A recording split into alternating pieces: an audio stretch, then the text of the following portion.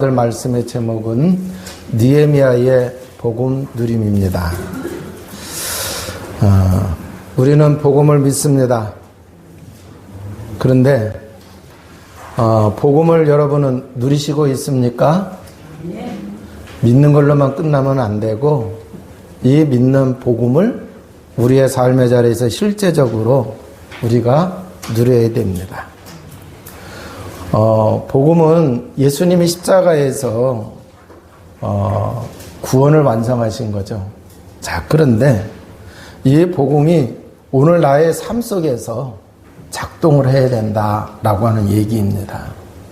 그 과거의 역사적인 사건으로만 끝나면 안 되고 그게 오늘 내 삶 속에서 작동을 해야 된다. 자, 그런데 구약에서도 보게 되면은요, 복음이 분명히 있었어요. 인류가 멸망 가운데 빠졌을 때에 하나님께서 여자의 후손을 보내시겠다 그랬습니다. 그 여자의 후손으로 오실 분이 누구냐? 메시아이신 그리스도이십니다.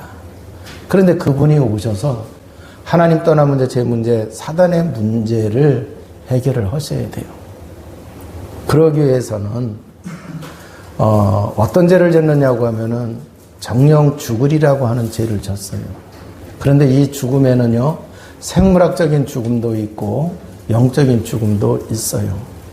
그래서 이 생명을 살리는, 생명을 주는 제사가 필요한 거예요.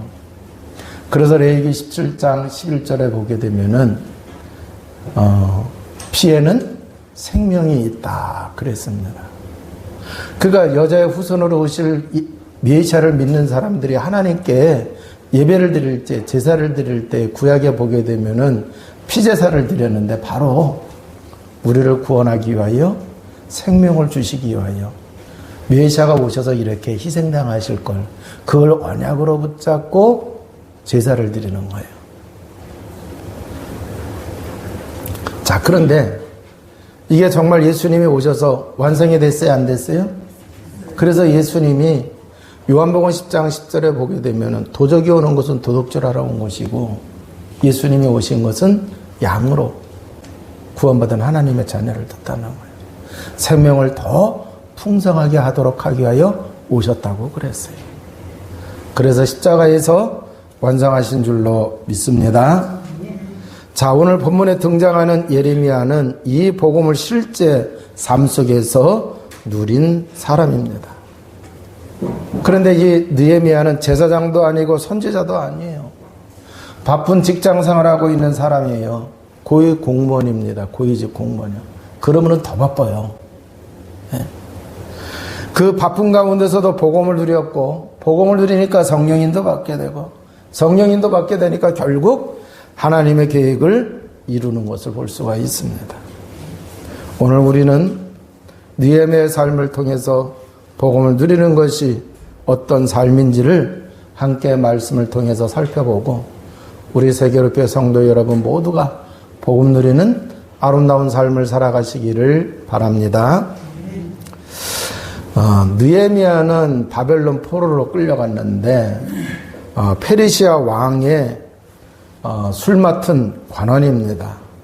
그 이제 이 술 관원은요, 단순히 술을 따르는 자가 아니라 왕의 생명을 책임지는 자리에 있는 것이에요.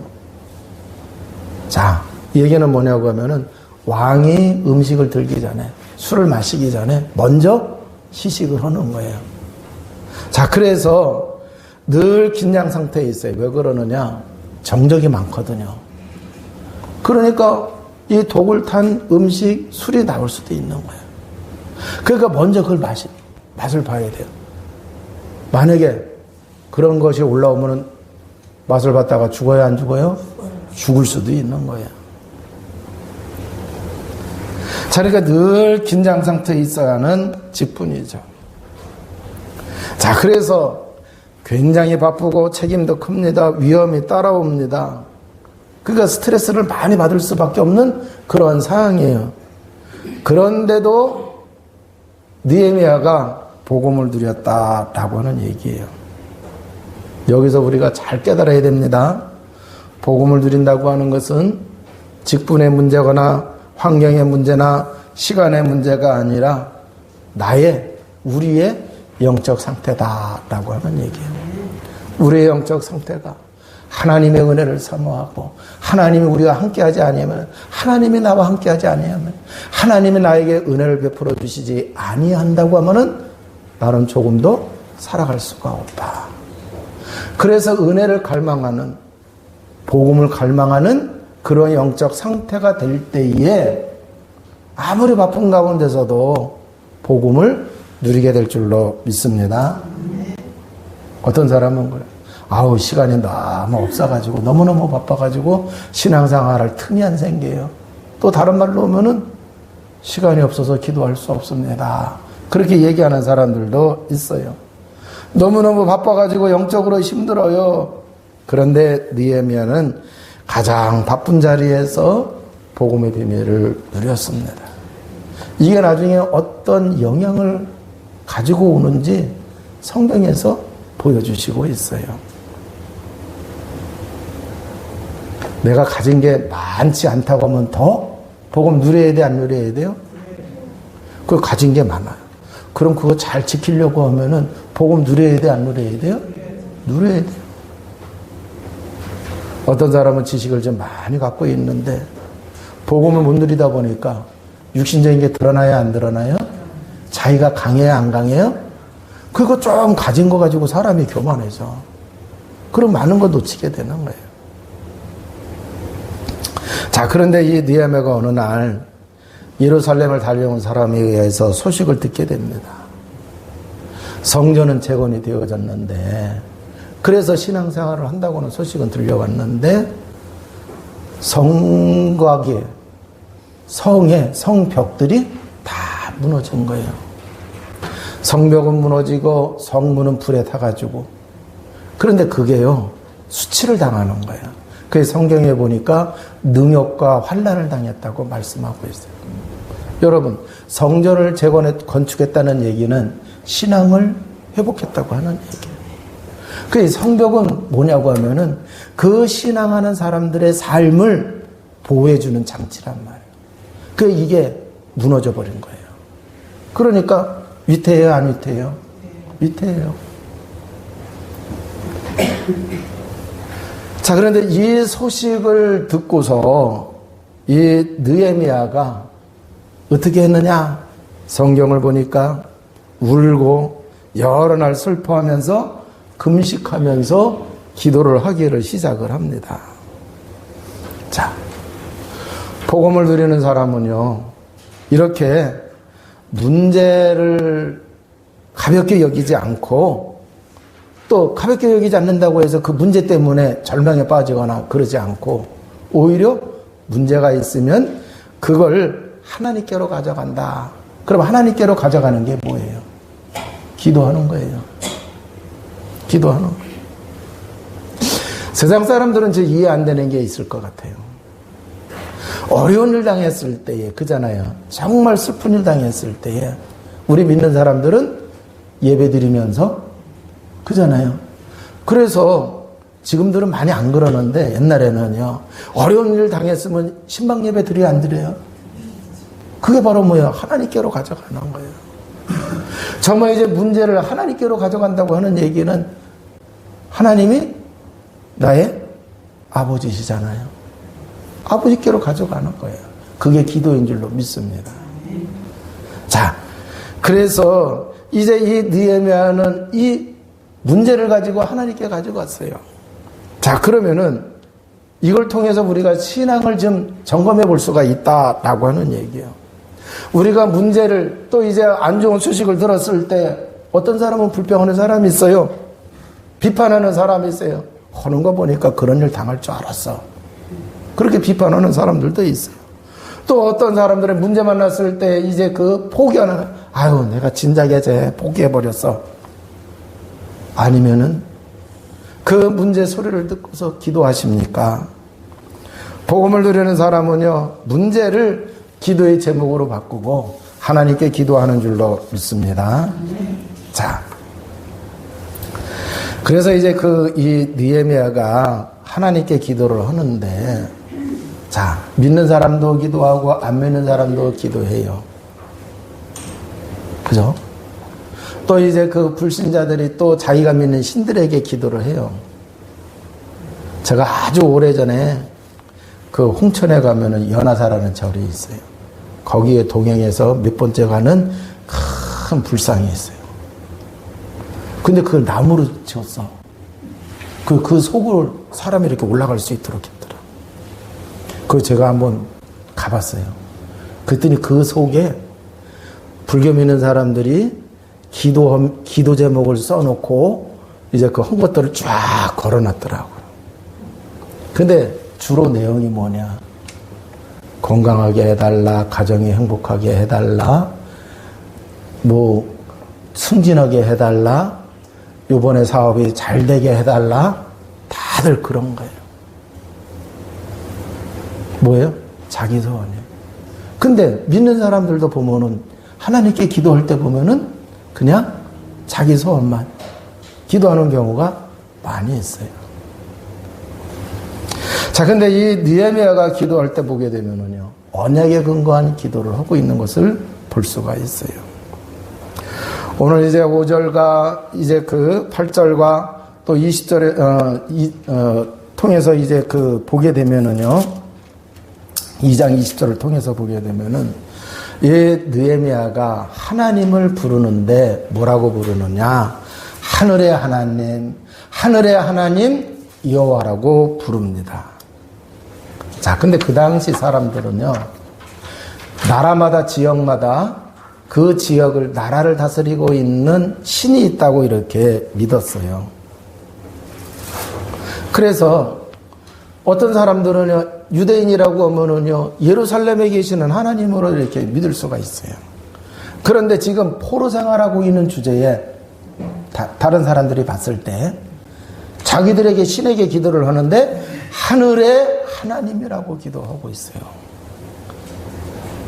그런데요, 이 느헤미야가 하늘의 하나님이라고 이 기도하는 이 하늘의 하나님은 무슨 뜻이냐? 하나님은 우주를 다스리시는 절대 주권자다라고 하는 얘기예요. 자, 그래서 지금 페르시아가 막강한 나라이고 페르시아의 왕이, 페르시아 사람들이 믿는 그 신보다, 이건 땅의 신이에요. 그 신보다 더 능력 있고 더 절대적인 권세를 가지시고 있는 분이 누구냐? 하나님이다 라고 하는 얘기예요. 이 우주를 창조하시고 이 지구의 역사를 운행하시는 분이 바로 하늘의 하나님이다 라고 하는 얘기예요. 그러니까 이 느헤미야는 자기가 믿는 하나님에 대한 정체성을 분명히 하고 있고, 어떤 사람은요, 이 하나님을 아주 약하게 보는 사람 있어요, 없어요? 약하게 보는 사람들 많아요. 그런데 이 느헤미야는 그 페르시아의 사람들, 페르시아의 그 믿는 그 사람들이 믿는 그 신보다 자기가 믿는 하나님이 더 위대하시고 더 능력이 있고, 이걸 고백을 하는 거예요. 여러분도 신앙생활을 하시면서요, 우리를 구원하신 그 하나님이 이러한 하나님이심을 믿으시기를 주님의 이름으로 축원을 드립니다. 자, 그래서 복음을 누리는 사람은요, 이렇게 문제보다도 크신 하나님을 먼저 보게 되어지는 겁니다. 자, 그런데 이 느헤미야가 이 성벽이 무너진 것이 왜 무너졌어요? 이스라엘 사람들의 죄로 인해서 그런 거예요. 하나님을 잘 믿어야 되는데 믿지 않았어요. 그러니까 바벨론 포로로 끌려갈 때에 느부갈네살에 의해 가지고 성벽이 다 무너졌잖아요. 그리고 그게 방치가 되어져 있었던 거예요. 그러니까 조상들이 죄를 진 거예요, 안 진 거예요? 그걸로 인해서 지금 이렇게 돼 있는 거예요. 그리고 또 이걸 아직 회복을 시키지 못했다고 하는 얘기는요, 여러 가지를 내포하고 있어요. 그래서 자기 죄가 아님에도 불구하고, 그런데 이 느헤미야는 뭐라고 고백을 합니까? 민족의 죄를 남 탓하지 않고 환경 탓하지 아니하고 우리가 범죄하였나이다 하면서 죄를 고백을 합니다. 자, 그래서 이 복음을 누리는 느헤미야는 사람들이 지은 죄를 가지고 정죄하거나 나하고는 상관이 없다 이렇게 여기지 아니하고 무언가요? 자기의 죄로. 그래서 공동체 의식을 갖고 연대 책임 의식을 갖고 뭐를 하는 거예요? 하나님께 기도하는 것을 볼 수가 있습니다.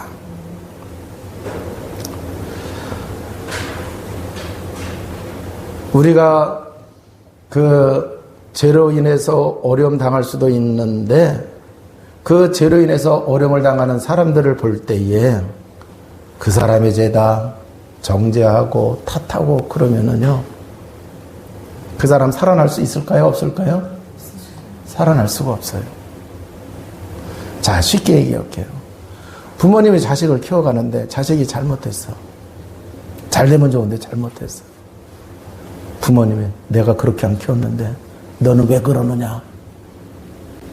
그러면은 그 자식은 상처만 받고 더 이상 어떻게 될 수가 없어요. 그잖아요.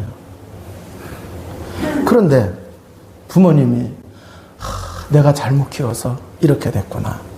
그럼 부모님이 믿는 사람이라고 하면 누구한테 기도하겠어요? 하나님께 기도하죠. 우리가 이 세상에 살아가고 있는데 세상 사람들이 잘못해서 어려움을 당할 수도 있어요? 없어요? 자, 그런데 세상 사람들이 잘못했기 때문에 이 어려움이 왔습니다 하면서 자꾸 정죄하고 밀어내고 그러면은요, 어떻게 되겠어요? 엄밀하게 따지면은 우리가 복음을 전하지 못하고 복음에 선한 영향을 끼치지 못했기 때문에 그런 거 아닙니까? 그래서 나를 탓하고 그잖아요. 우리가 올바로 살지 못하고 올바로 복음 전하지 못했습니다 라고 하면서 하나님을 찾아야지.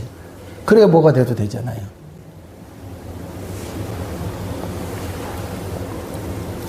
그래서 정말 복음을 누리는 사람은요, 겸손해지게 되어져 있고 또 문제의 원인은 우리에게 있고, 그러면 구원받은 하나님의 자녀이기 때문에 하늘에 계신 하나님이 우리가 하나님이기 때문에 그걸 회복시킬 수 있는 분은 누구예요? 하나님이시잖아요. 그래서 하나님께 기도할 수 있게 될 줄로 믿습니다.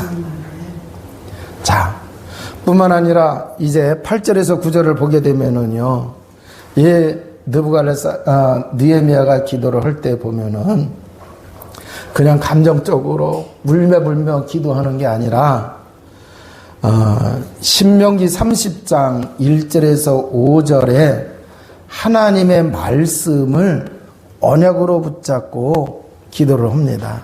8절에 보니까 옛적에 주께서 주의 종 모세에게 명령하여 이르시되 만일 너희가 범죄하면 내가 너희를 여러 나라 가운데에 흩을 것이요 만일 내게로 돌아와 내 계명을 지켜 행하면 너희 쫓긴 자가 하늘의 끝에 있을지라도 내가 거기서부터 그들을 모아 내 이름을 두려고 택한 곳에 돌아오게 하리라 하신 말씀을 이제 청하건대 기억하옵소서 그랬어요.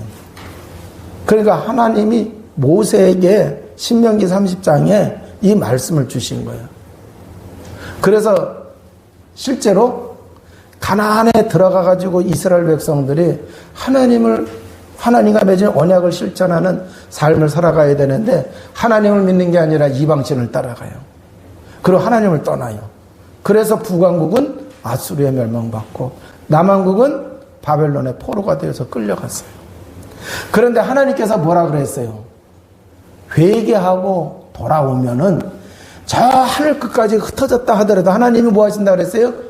다시 모으신다고 그랬어요. 그러니까 이 언약을 딱 붙잡고 느헤미야가 기도를 하는 거예요. 뿐만 아니라 사무엘하 7장에 보게 되면은 하나님이 다윗을 통해서 주신 그 언약을 붙잡고 또 이 느헤미야가 기도를 하는 것입니다. 자, 그러면은 우리가 복음을 누린다고 할 때에 하나님의 말씀을 언약으로 붙잡고 그 언약으로 주신 그 말씀을 누리는 게 바로 뭐예요? 복음을 누리는 겁니다. 그래서 우리가 기도할 때에도요, 복음 누리는 기도는 바로 뭐냐고 하면은 하나님의 말씀을 근거로 기도해야 될 줄로 믿습니다. 그래서 기도는 하나님을 설득하는 게 아니고 하나님이 주신 약속을 언약으로 붙잡는 거예요. 그 느헤미야가 그러잖아요. 이 하신 말씀을 이제 청약한데 기억하옵소서. 쓰는 게 아니에요. 하나님이 이렇게 말씀하셨는데.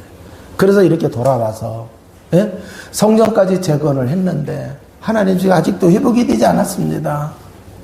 돌아오면은 하나님이 다시 모으신다고 했는데 하나님 이 말씀 기억하시고 그러면 그 다음에 생각나는 게 있어요. 나를 쓰셔서 이 일이 되어줄 수 있도록 나를 사용하시옵소서 하는 그게 있을까요? 없을까요? 네. 언약을 하나님 기억하시고 언약이 이루어지도록 하시옵소서. 그런데 그 언약을 이루어지는데 이 사람이 해야 됩니다. 저 사람이 해야 됩니다. 그래야 돼요. 어떻게 해야 돼요? 거기에 내가 쓰임받게 하시옵소서 해야 될 줄로 믿습니다.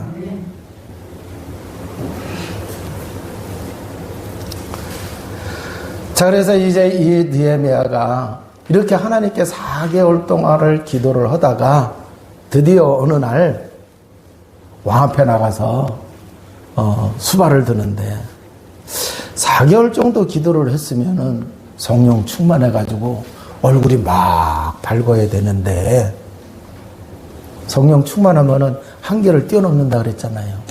내 수준을 뛰어넘는다 그랬잖아요. 그 얼굴이 밝아야 되잖아요. 근데 성경을 보니까 얼굴이 수심이 가득했어요. 그럼 느헤미야가 성령 충만하지 않아서 그런가 보다 그렇게 생각할 수도 있어요. 그런데 아무튼 간에 이걸 통해서 우리의 상상력이 좀 모자라요. 제가 아무리 묵상을 하더라도 이건 도대체 뭐냐. 자, 그런데 이 4개월 동안 기도하면서 복음을 누리는 가운데서도 얼굴이 수심이 가득했어요. 근데 그대로 뭐 한 거예요? 왕 앞에 섰어요. 그리고 수발을 들어요. 그런데 그 당시에 왕궁 법도에 의하면은 왕 앞에 쓴 사람이 수심이 가득해갖고 인상이 막 안 좋고 그러면은 죽을 수도 있는 거예요. 죽을 수도 있는 거예요. 그런데 죽을 수도 있는 자리에 그렇게 기도를 4개월 동안 한 사람이 왜 그 모습을 하고 갔느냐라고 하는 얘기예요. 그런데 이상하죠? 왕이 뭐라고 얘기를? 너 병도 없는데 어찌 얼굴이 이렇게 수심이 가득해? 뭔 문제 있어? 좀 얘기해봐. 이렇게 얘기하는 거예요. 죽을 수 있는데 오히려 왕이 무슨 문제 있느냐? 얘기하라고 그러는 거예요.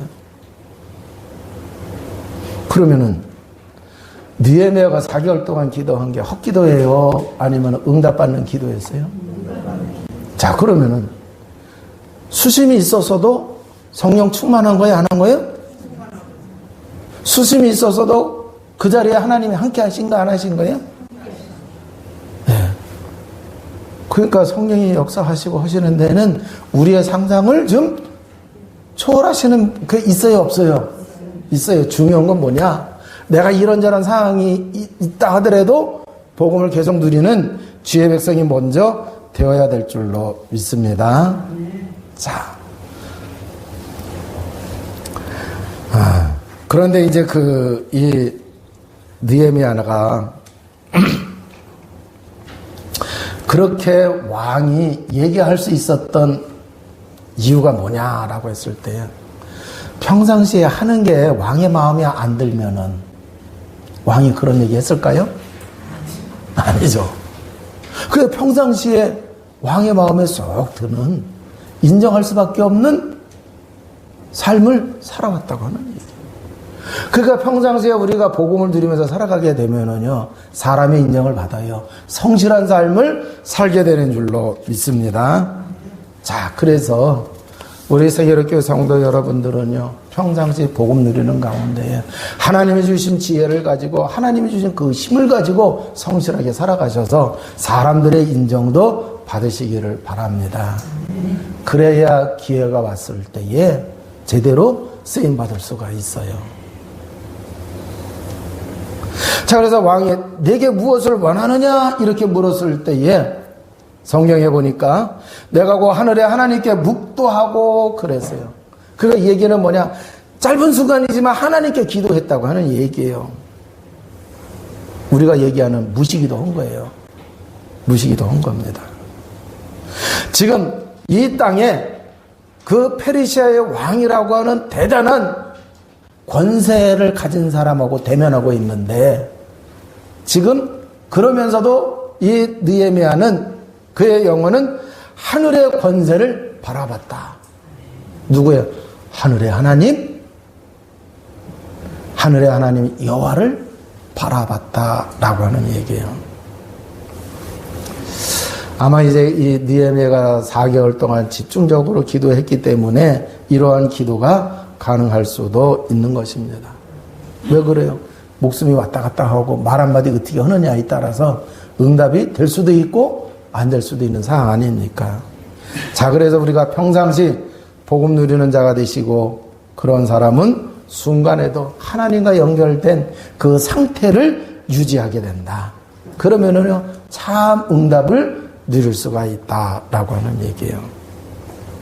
자, 그래서 왕이 얘기를 했습니다. 지금 예루살렘에 이런 일이 벌어지고 있고, 그래서 그 성벽을 이제 다시 재건을 해야 되는데, 그러기 위해서는요, 재물도 필요하고 뭣도 필요하고 얘기를 쭉 했겠죠. 그랬더니 왕이 그 얘기를 다 들으시면서 허락을 해줘요. 갔다 오라는 정도가 아니라 가서 그것을 완성할 수 있도록 허락을 해줍니다. 자, 그래서 이 8절에 보니까 내 하나님의 선한 손이 나를 도우심으로 그랬어요.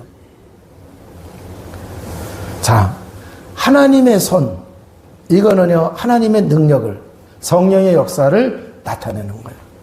그러니까 하나님의 도우심 속에 느헤미야가 있었다. 그럼 어떻게 해서 느헤미야가 하나님의 도우심 속에 있었느냐? 복음을 누리는, 하나님의 언약의 말씀을 붙잡고 기도하는 삶을 살아감으로, 복음을 누림으로 이렇게 응답을 받을 수가 있었다. 그래서 왕은 군대를 붙여주고 재정과 자재를 공급합니다. 이것이 성령 인도인 줄로 믿습니다. 그래서 우리가 성령 인도 받으면 사람의 마음이 움직여지고 환경이 열리고 필요한 것들을 공급받게 되는 줄로 믿습니다. 자, 그러면은 성령 인도 받으려고 막 몸부림치기보다도 우리는 먼저 뭐를 해야 돼? 복음을 누리면은 저절로 성령 충만해서 성령 인도 받게 되니까 복음 누리시기 바랍니다. 자, 그래서 일이 시작이 되어지니까 또 방해합니다.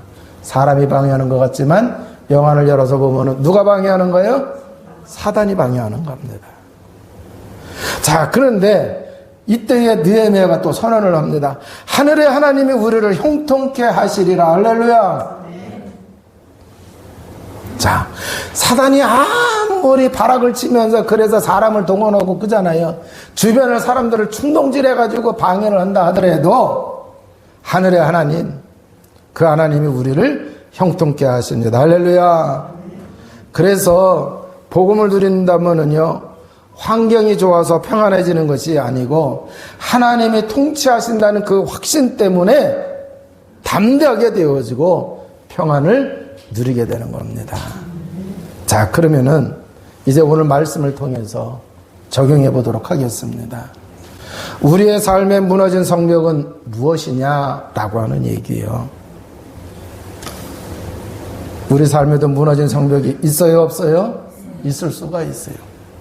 가정일 수도 있고, 영적인 침체일 수도 있고, 자녀의 문제일 수도 있고, 경제 문제일 수도 있습니다. 아니면은 건강의 문제일 수도 있습니다. 하늘의 하나님이 여전히 통치하시고 계십니다. 할렐루야. 자, 그러면은 복음을 누리는 자는 말씀을 붙들어야 돼요? 안 붙들어야 돼요? 붙들어야 돼요. 나를 구원하시고 나를 하나님 자녀 삼아주신 하늘의 하나님이 지금도 통치하시고 있어요.